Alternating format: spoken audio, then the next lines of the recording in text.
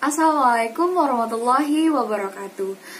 Selamat pagi dan semoga anak-anak ibu dalam keadaan sehat walafiat. Pada kesempatan ini kalian yang sudah kelas 7 bertemu ibu, kelas 8 bertemu dengan ibu kembali tapi dalam materi yang berbeda. Kelas 7 dulu kita bertemu di matematika, kelas 8 kita belajar IPS. Adapun bab 1 pada materi ini adalah interaksi keruangan dalam kehidupan di negara-negara ASEAN. Pasti kalian sudah tahu apa itu negara-negara ASEAN. Siapa aja negara-negara ASEAN? Kalian sudah belajar kan? Ya, ASEAN adalah organisasi kerjasama yang dihimpun oleh negara-negara di kawasan Asia Tenggara atau dikenal dengan Association of Southeast Asian Nations. ASEAN didirikan di Bangkok pada tanggal 8 Agustus 1967. Siapa ya yang dirikan? Ya, pendirinya ada 5 negara. Masih ingat? 1. Indonesia, 2. Malaysia, 3. Thailand, 4. Singapura, dan yang kelima adalah Filipina. 5 menteri pada deklarasi Bangkok yang menandatangani berdirinya organisasi ASEAN. Indonesia diwakili oleh Adam Malik, kemudian ada Narcisco Ramos dari Filipina, S. Rajaratnam dari Singapura, Tun Abdul Razak dari Malaysia, dan Thanat Coleman dari Thailand.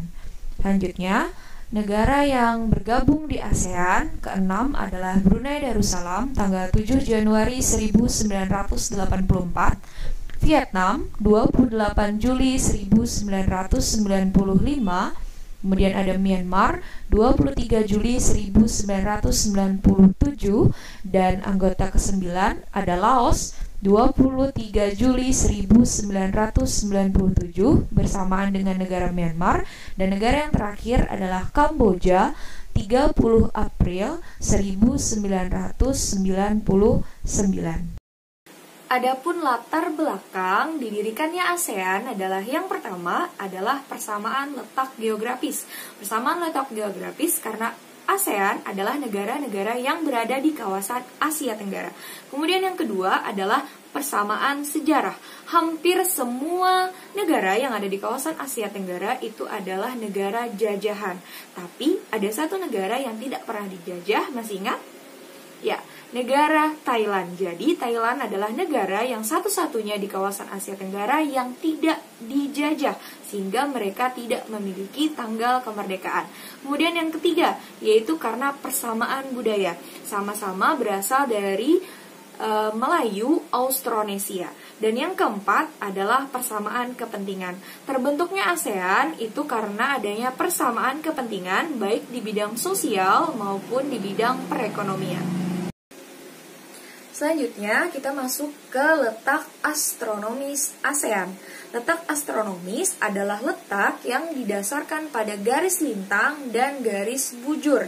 Kalian pasti sudah belajar di kelas 7 apa itu garis lintang dan apa itu garis bujur. Garis lintang adalah garis yang melintang di permukaan bumi yang membagi bumi menjadi 2 bagian, bagian utara dan bagian selatan. Sedangkan garis bujur adalah garis yang menghubungkan kutub utara dengan kutub selatan. Secara astronomis, ASEAN terletak pada 28 derajat lintang utara sampai 11 derajat lintang selatan dan 93 derajat bujur timur sampai 141 derajat bujur timur. Adapun letak astronomis dapat mempengaruhi iklim, cuaca di kawasan Asia Tenggara tersebut. Iklim di kawasan Asia Tenggara itu dilihat dari 2 keadaan, yaitu ada berdasarkan iklim matahari dan ada iklim fisis. Keadaan iklim ASEAN, kalau kita lihat berdasarkan iklim matahari, berada pada iklim tropis. Nah, sebelumnya iklim di dunia itu dibagi menjadi 4 besar. Ada iklim tropis, iklim subtropis, iklim sedang, dan ada iklim dingin. Di sini sudah ada pembagian batas-batas dari iklim tersebut. Kenapa ASEAN masuk ke dalam iklim tropis? Karena berdasarkan garis lintangnya, masuk pada 28 derajat lintang utara sampai 11 derajat lintang selatan. Sedangkan batas tropis adalah 23,5 derajat lintang utara sampai 23,5 derajat lintang selatan. Berarti ASEAN masuk ke dalam iklim tropis. Sebagian besar negara ASEAN beriklim tropis, tapi ingat, ada satu negara yang masuk ke dalam iklim subtropis, yaitu masuk di 28,5 derajat lintang utara. Negara tersebut adalah negara Myanmar, yaitu negara paling utara di kawasan ASEAN. Myanmar sendiri bukan keseluruhan beriklim subtropis, tapi hanya bagian Myanmar utara yang mengalami subtropis, sehingga mereka itu mengalami yang namanya musim salju. Sedangkan kita yang mayoritas beriklim tropis hanya mengalami 2 musim, yaitu ada musim panas dan musim hujan. Nah, sehingga mayoritas negara ASEAN itu beriklim tropis dengan ciri iklim tropis, yaitu curah hujan yang tinggi karena angin muson barat. Biakin sudah belajar tentang angin muson barat dan angin muson timur. Angin muson barat adalah angin yang bertiup dari Asia yang membawa banyak kelembapan air sehingga mengakibatkan terjadinya hujan. Sedangkan angin muson timur adalah angin yang bertiup yang mengakibatkan terjadinya kemarau karena anginnya berasal dari Australia. Karena di sana banyak gurun-gurun yang tandus sehingga uap air yang dibawa itu sedikit. Yang kedua, ciri iklim tropis selanjutnya adalah suhu udaranya panas karena berdekatan langsung dengan garis ekuator atau garis khatulistiwa 0 derajat. Kedua adalah iklim Pisces. Iklim Pisces adalah iklim yang didasarkan pada fakta sebenarnya yang mempengaruhi keadaan muka bumi. Maksudnya adalah keadaan sebenarnya yang ada di muka bumi. Ada 3 iklim, adalah iklim laut, yaitu iklim yang dipengaruhi oleh angin laut, karena Asia Tenggara banyak dikelilingi oleh laut yang luas. Kemudian yang kedua, ada iklim gunung, yaitu iklim yang dipengaruhi oleh gunung-gunung yang tinggi.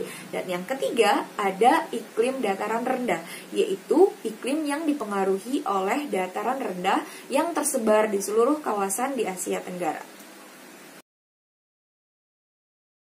Tadi kita sudah belajar tentang letak astronomis. Selanjutnya adalah tentang letak geografis ASEAN.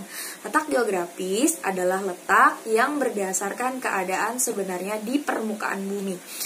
Adapun letak geografis dari wilayah ASEAN atau Asia Tenggara adalah sama seperti Indonesia, yaitu diapit oleh 2 benua dan 2 samudra. Di sebelah utara ada benua Asia, di sebelah selatan ada benua Australia. Kemudian ada Samudra Pasifik dan ada Samudra India. Sehingga hal ini mengakibatkan kawasan Asia Tenggara itu dikatakan sebagai kawasan yang strategis sebagai jalur perdagangan internasional. Wilayah ASEAN sendiri memiliki wilayah laut yang cukup luas, yaitu sekitar 5.060.100 km persegi, dan daratannya kurang lebih 4.817.000 km persegi. Batas dari kawasan Asia Tenggara, kalau dilihat secara letak geografisnya, di sebelah utara berbatasan langsung dengan Asia Timur dan Samudra Pasifik. Di bagian selatan berbatasan dengan Australia, di bagian barat berbatasan dengan Asia Selatan dan Samudra Hindia, dan di sebelah timur berbatasan dengan Samudra Pasifik dan Papua Nugini. Perlu kalian ketahui bahwa negara-negara ASEAN itu memiliki karakteristik ciri yang beragam. Ada 4 karakteristik ciri yang unik. Yang pertama adalah bentuknya adalah compact. Apa itu compact? Compact adalah berbentuk hampir seperti lingkaran. Negara tersebut adalah negara Kamboja. Kemudian yang kedua adalah fragmented. Fragmented adalah berbentuk kepulauan dan bentuknya berpisah-pisah, seperti negara kita yaitu negara Indonesia dan negara Filipina. Kemudian yang ketiga adalah elongated. Elongated artinya berbentuk memanjang. Contohnya adalah negara Vietnam. Kemudian yang keempat adalah frothed. Bentuknya itu lebih kompleks dan meragam dan hampir seperti tangan yang memanjang.